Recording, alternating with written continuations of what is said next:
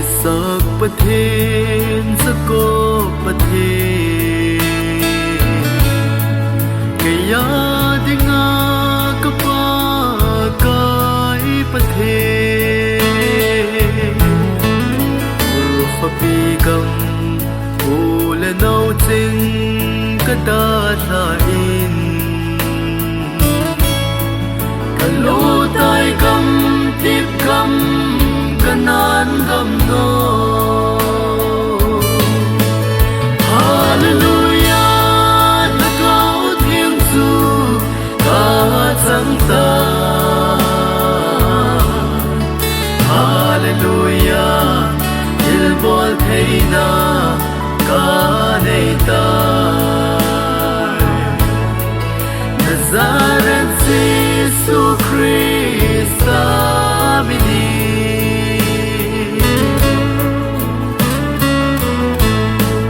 Daniel pathin Hang san pathin Chu kanay tay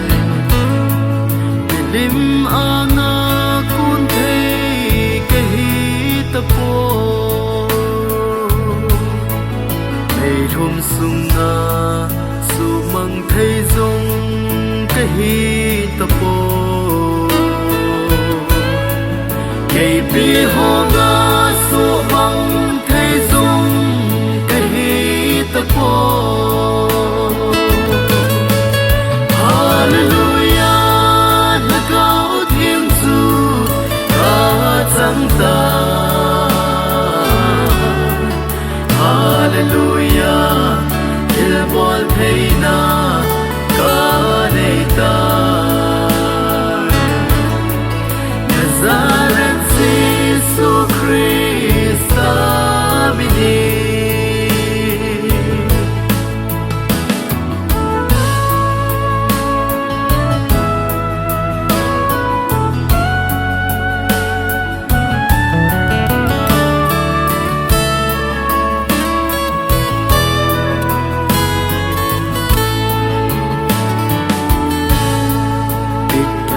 Pathin John pathin Paul pathin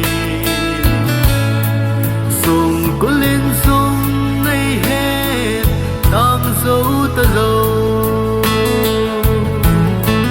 Cầm đầu họ dung Giêsu minin Adam tao về Khonong kia hung hung đi